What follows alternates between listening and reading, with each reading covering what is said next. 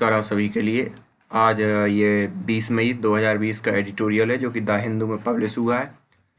तो चलिए बगैर देर करते हुए स्टार्ट करते हैं। और अगर आपने अभी तक सब्सक्राइब नहीं किया है चैनल को तो प्लीज़ डू सब्सक्राइब। तो चलिए स्टार्ट करते हैं। The changing nature of Chinese diplomacy. सबसे पहले तो आप ये देख लीजिए, ये विजय गोखले जी ने लिखा है, ठीक है। और क्या लिखा है पूरे का पूरे उसमें, चाइनीज़ जो डिप्लोमेसी है वो किस हिसाब से चेंज हुई है ओवर द ईयर, मतलब अभी तक जो कंटिन्यूसली अभी तक जो जब से एग्जिस्टेंस आया है, जब से उसका रोल रहा है डिप्लोमेसी में, तब से अभी तक। तो चलिए बगैर देर करते हुए बात करते हैं। If US president Theodore Roosevelt believed that if you speak softly and carry a big stick you will go for। अगर आप एक पोलाइटली बोलते हो और आपके हाथ में छड़ी है तो वो आप बहुत लंबे जाने वाले हो। Half a century later and many thousand of mile away another man practises his name was Zhou Enlai. जो पिक्चर में जो दिखाई दे रहे हैं चाइना के जो मतलब लीडर हैं झोउ इनलाई, ठीक है, उन्होंने ये स्ट्रेटजी फॉलो करी या फॉलो की, ठीक है। परसुएशन एंड कंप्रोमाइज, राजी करवाना और कंप्रोमाइज करना, ठीक है, दोनों चीज़ इन्होंने सीखी। If Mao Zedong represented the crude face of Chinese communalism then Zhou was the epitome of its refinement. अगर जो माओ जेडोंग थे वो उनका क्रूड फेस के लिए जाने जाते हैं चाइना के लिए, तो जो थे वो एक विनय पूर्ण उनका जो प्रतीक है स्वरूप जाने जाते हैं, विनय के प्रतीक स्वरूप या नम्र स्वभाव वाले। Where Mao preferred to exercise his power from out of the barrel of gun. जहाँ पर माओ जो पावर को एक्सरसाइज या गोलियों से अपनी पावर को एक्सरसाइज करना जानते थे, वहीं झाओ क्या करते थे, preferred a seduce his opponent, मतलब लुभाना, जो भी अपोनेंट है उसको लुभाना, through the word and gesture in the pursuit of nation self interest with the allegiance of an opera star. जैसे ओपेरा स्टार लुभाते हैं उस हिसाब से लुभाते थे, और खुद के सेल्फ इंटरेस्ट के लिए और राष्ट्र के सेल्फ इंटरेस्ट के लिए। The stick was use rarely and no only when other mean of persuasion failed. और वो स्टिक का तभी यूज़ करते थे जब सब चीज़ या सब रास्ते क्या हो जाए, बंद हो जाए। When general Douglas MacArthur armies crossed into the North Korea, Joe summoned the Indian ambassador in the Beijing to deliver a message to the American।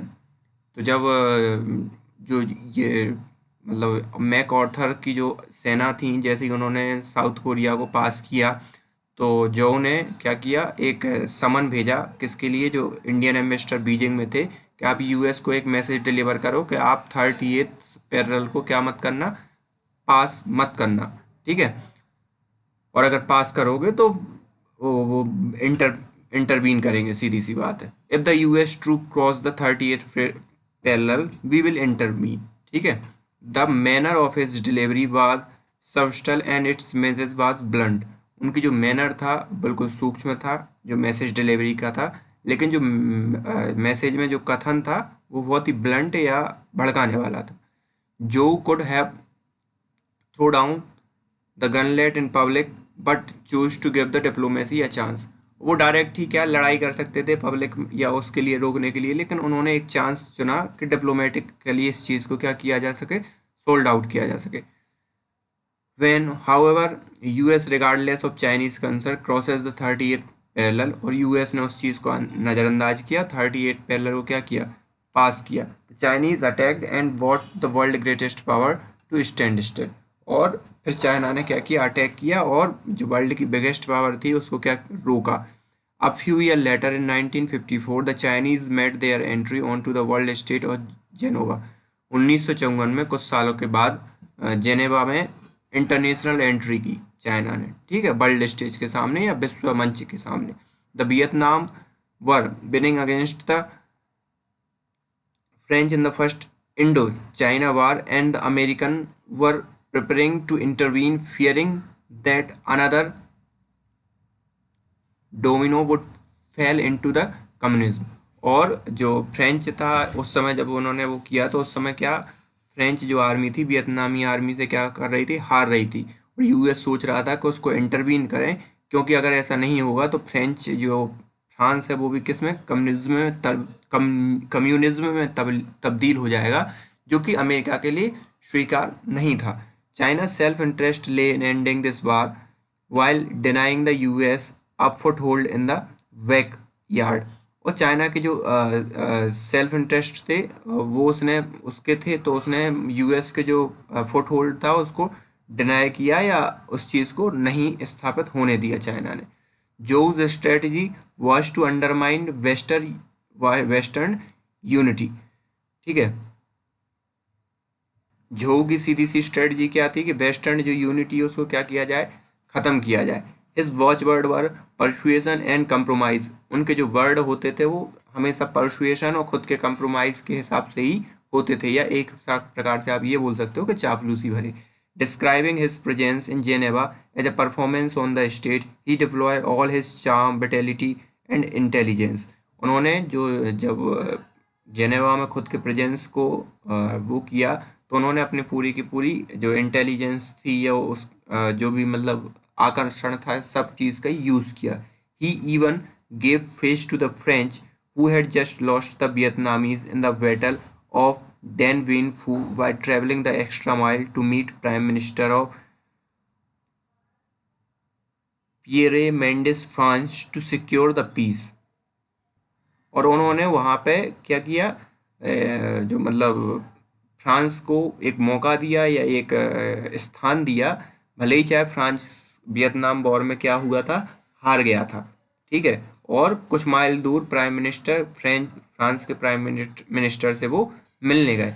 Eight the start of conference US secretary state John Foster Dulles had pronounced that Chinese communist regime will not come to Geneva to be honored by us, but rather to account before the bar of world opinion। और जब start हुई थी तो मतलब उन्होंने US के जो president थे या यूएस ने ही ये बोल दिया था कि चाइना यहाँ पे इसलिए नहीं आ रहा है कि हम लोगों के द्वारा क्या किया जाए कि उसको ऑनर मिले, बट इसलिए आ रहा है कि भाई वो before the war of world opinion, ठीक है, उसका अकाउंट हो सके या हिस्सा बन सके, सीधी सी बात है उस मंच का। प्लेइंग द वीकर हैंड, जाओ turn the table on the US. खुद के जो रोल उन्होंने प्ले किया या जिस हिसाब से उस चीज़ को उन्होंने डील किया, उससे क्या हुआ, यूएस की जो भड़ास थी या सीधी सी बात है यूएस को सांत्वना मिल गई। A year later at the Afro Asian conference in Bandung, Zhou use the same tactic to pursue another object. और जो एक और जो कॉन्फ्रेंस हुई एफ्रो एशियन कॉन्फ्रेंस, उसमें भी उन्होंने सेम टेक्टिक यूज़ की टू उन्होंने के जो और दूसरे ऑब्जेक्ट थे उनको फुलफिल करने के लिए। The leader of Afro Asian country he deliberately kept a low profile, allowing prime minister Jawaharlal Nehru and Indonesian prime minister Sukarno to take the lead. ठीक है, इंडोनेशिया के प्रेसिडेंट और जवाहरलाल नेहरू के प्रेसिडेंट को लीड करने दिया, खुद ने लीड नहीं किया। His tactic he reported to Mao was not to be involve in provocative और डिसरप्टिव डिबेट। ठीक है, और माओ की जो स्ट्रेटजी थी मतलब कि प्रोवोकेटिव और डिसरप्टिव डिबेट, उसको नहीं अपनाया। His guidance to his team was to strive to expand the unite front of the world peace force and create condition for establishment diplomatic work और diplomatic relation between China and number of Afro Asian countries. की सीधी सी बात थी कि world में क्या हो, एक्सपेंड करो लोगों के और डिप्लोमेटिक रिलेशन बनाओ अफ्रीकन और एशियन कंट्रीज के बिटवीन। ठीक है, all road led to Beijing. ठीक है, बाद में क्या हुआ, पूरे के पूरे जो रोड थे वो बीजिंग के लिए बिछा दिए गए। Zhou's style of diplomacy came to define Chinese foreign policies over the next half century. और आगे आने वाली जो 50 सालों तक ये चीज़ भी दिखाई दी जो झोऊ की स्ट्रेटजी थी। The strategy was consistent, avoid isolation, build solidarity with non aligned countries, divide the west. और उनकी सीधी सी कंट्री थी कि आइसोलेशन हमें करना नहीं है, आइसोलेट हमें होके रहना नहीं है, डिवाइड वेस्ट को क्या करो, डिवाइड करो, और साथ ही साथ खुद के एक नए और अलाइन बनाओ। ठीक है, the tactic were called unite front, और ये टैक्टिक क्या कहलाती थी, unite front. Isolate the main threat by building unity, जो भी मुख्य जो लोग हैं या जिनसे हमें धमकी की आशंका है या जो खतरा है हमारे लिए, उनको क्या कर दो, आइसोलेट कर दो विथ ऑल अदर फोर्स, दूसरे अदर फोर्सेस के साथ। It was a game that जो वुड प्ले विथ कॉन्जूमेंट स्किल, ठीक है। और इन्होंने बहुत अच्छी तरीके से इस गेम को प्ले किया। Under Zhou diplomat of calibre kept the ship of state steady in churning sea full of storm some self made like the cultural revolution. और उस समय जो सी था इनका बहुत अच्छे से चल रहा था, और कल्चरल रिवॉल्यूशन भी हो रहे थे, जो की स्ट्रेटजी थी। एक हिसाब से इनने इसको जो जहाज की संज्ञा दी है। When the tide rose these diplomatic fisherman gathered the fish expanding China's global presence and gaining international acceptability. और जब भी कोई ऐसी बड़ी ज्वार आती थी या बड़ी प्रॉब्लम आती थी, तो उस समय कुछ नहीं, चाइना क्या करता था, एक्सपेंड कर लेता था खुद को, और जो इंटरनेशनल वो था उनका ध्यान अपनी तरफ खींच लेता था। When it embed this show to it that ship remained firmly moored, ठीक है। और और जब भी उन्हें लगता था कि ये कमजोर है, तो वो फिर से वो क्या कर लेते, फिर शिप को क्या कर लेते थे, बांध लेते थे या लंगर डाल लेते थे, सीधी सी बात है।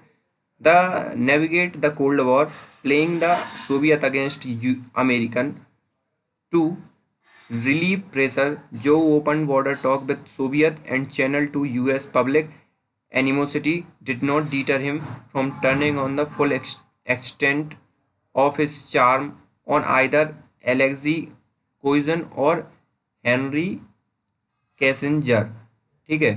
तो जब शीत युद्ध चल रहा था उस समय भी इन्होंने क्या किया कि जो मतलब सोवियत यूनियन था उनसे तो खुली मतलब बात की या ओपन बॉर्डर कर दिया, ठीक है। जो यूएस की मतलब जो बैर था या शीतकाल के थ्रू, उसमें भी उन्होंने क्या मतलब अपनी जो स्टाइल थी उसके साथ ही उन्होंने काम किया और किसी ने उनका विरोध नहीं कर पाया। इन February 1972 he persuaded US President Richard Nixon to abandon Taiwan when the communists had not exercised actual sovereignty over that island, ठीक है। Even for a single day since 1949 it was a staggering act of diplomacy। और फिर उन्होंने क्या किया, Taiwan को क्या कर दिया, अलग थलग करवा दिया 1972 में यूएस को मना जलाकर, ठीक है।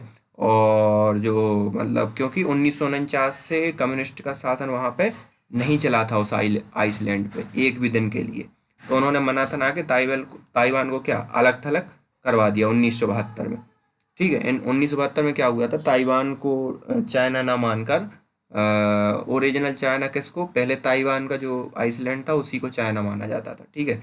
बाद में फिर उसने 1972 में क्या किया कि जो पीपल्स रिपब्लिक ऑफ चाइना है उनको मेन चाइना लैंड मानवा लिया यूएस से। इन 1980 व्हेन डेंग जियापाओ टुक अप हिज रेनिंग, अब दूसरे वो आ गए शासक। Zhou's sailor continued to navigate the Chinese ship through the early day of opening up the outside world। और जो नाविक थे जो जोऊ के, वो कंटिन्यूसली क्या अपनी जहाज वर्ल्ड ऑर्डर में चला रहे थे उसी स्टाइल से। Deng supplemented Zhou's strategies with 24 character strategy of his own, ठीक है। Observe calmly secure our position cope with affair calmly. और वही उन्होंने स्ट्रेटजी अपनाई कि भाई खुद की मतलब जो है चीज़ों या उनका सामना धीरे धीरे करते रहो, अपनी कैपेबिलिटी को बढ़ाते रहो और टाइम के साथ बांधते रहो, मतलब टाइम को के साथ अपने को खुद को क्या करते रहो, अच्छा करते रहो। Be good at maintaining a low profile and never काम लीडरशिप। और हमेशा लो प्रोफाइल बना के रहो, कभी भी लीडरशिप की क्या मत करो, क्लेम मत करो। It became the mantra of Chinese diplomacy. Chinese diplomats measured their word and kept their dignity। और चाइनीज डिप्लोमेसी का क्या ये मंत्र बन गया, और मतलब कि सीधी सी बात है कि आप शांत रहो और अपनी पावर बढ़ाते रहो। The projected power but rarely blustered, they were master of their brief because Zhou had taught them that the real advantage in negotiation was to know more than the other side. तो Zhou ने क्योंकि उन लोगों को सिखा दिया था कि भाई रियल एडवांटेज किस में है कि आप दूसरे लोगों की चीज़ों को भी क्या समझ पाते हो। दे फ्लैटर्ड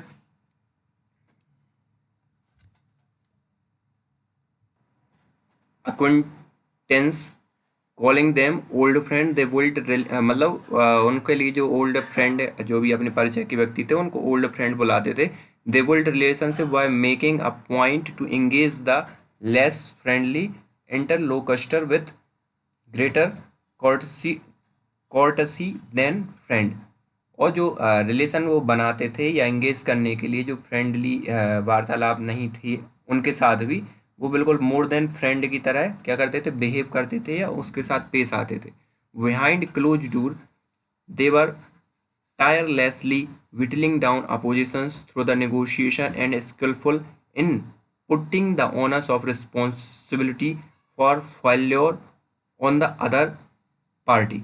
ठीक है, उनकी जो मतलब कंटिन्यूसली वो पीछे पीछे क्या करते रहते थे, उनकी धीरे धीरे क्षमताओं को या उनको जान के उनको क्या कर क्षीण करते रहते थे।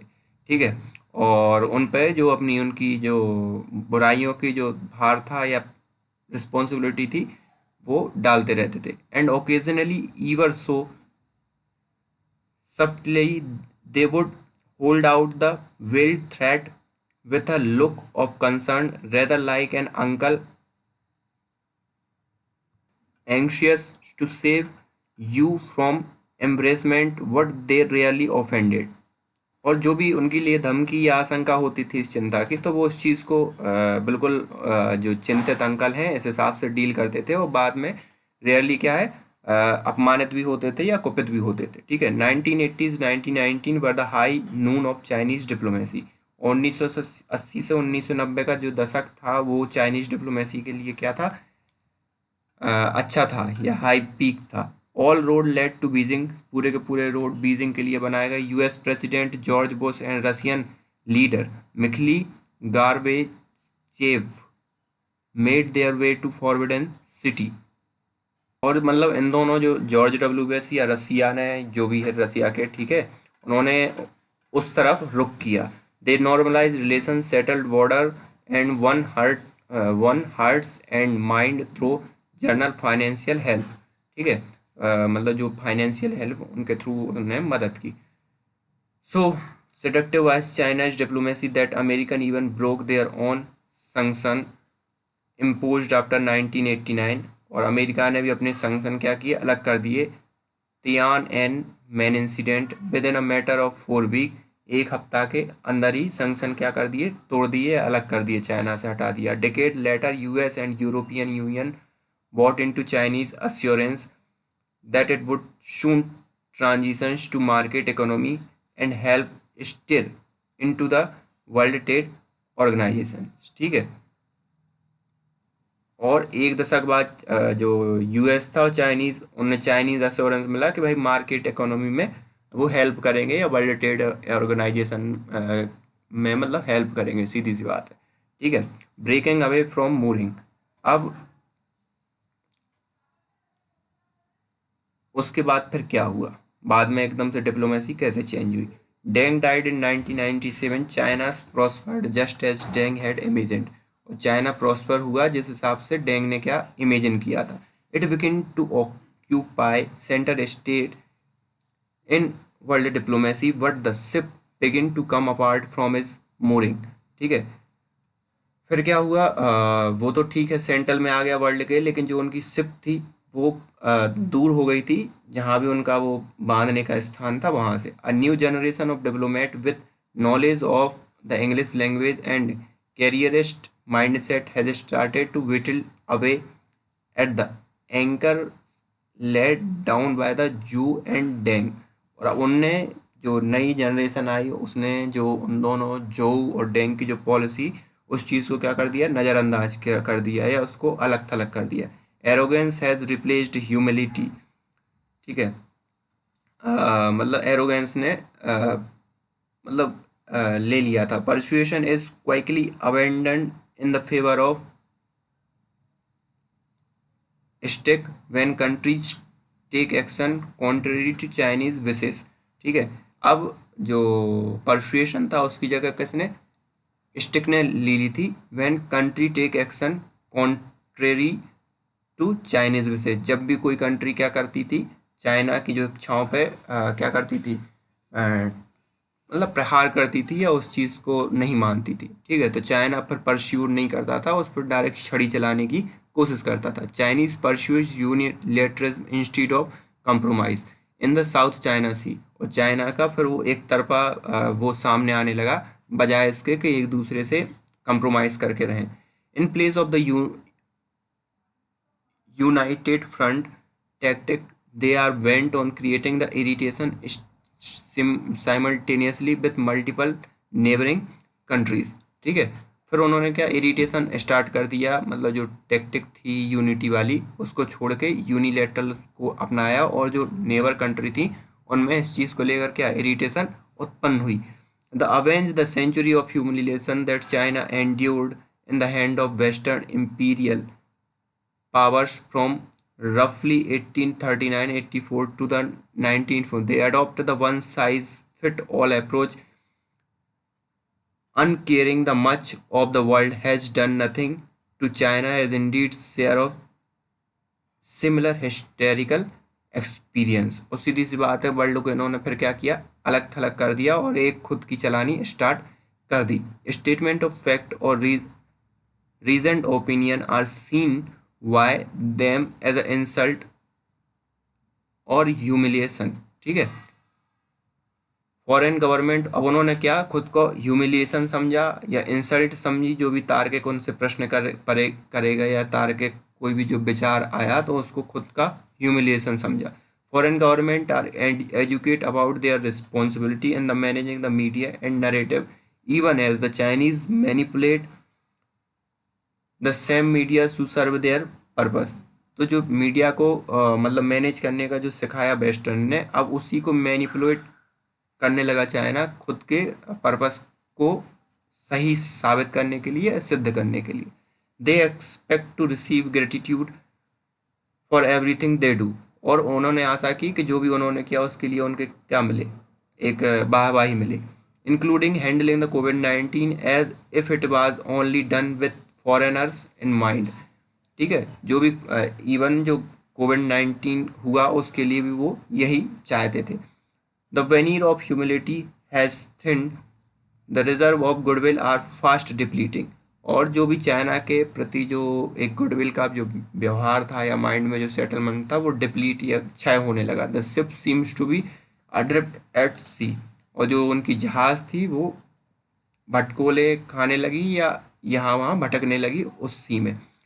China's post covid will be operating in very different external environment, और जो भी पोस्ट कोविड-19 का जो चाइना होगा वो अलग ही एनवायरनमेंट वाला होगा। It may wish to recall what Kissinger told the White House stock in July 1997 after his trip to the country, the Chinese style is impressive. और ये आशा है कि वो इस चीज़ से फिर से होगा कि जब अमेरिका के जो अधिकारी थे वो वहाँ गए थे तो उन्होंने ये कहा था कि चाइना की जो स्टाइल है वो बहुत ही इम्प्रेसिव है या आकर्षक है, ठीक है। The Russian will fight you for every nickel and elbow you every level and lose $1 million of the goodwill in the process, और रशियन लूज कर सकता है या हार सकता है बहुत से पैसे, तो मतलब चाइना के लिए। The Chinese have a sense of the longer trend and focus on that, not on polemics. The Chinese appear to have lost that style, और चाइना को इस चीज़ में ध्यान देना चाहिए जो चाइना ने अपनी स्टाइल अभी तक खो दी है, ठीक है। If they can't regain it, the ship of the diplomacy could be dragged further afar from the shore in the receding Tide, और अगर चाइना ये खुद के लिए सही नहीं करता है या खुद को मेंटेन नहीं करता है तो उसकी जो जहाज़ है वो एक जो ज्वार भाटा है या बड़ी बड़ी जो लहरें हैं उसमें क्या हो जाएगा, खो जाएगा।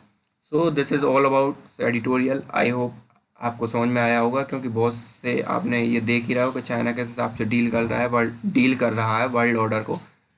सो ये पूरी की पूरी इनका एडिटोरियल था all about China. So thank you for today.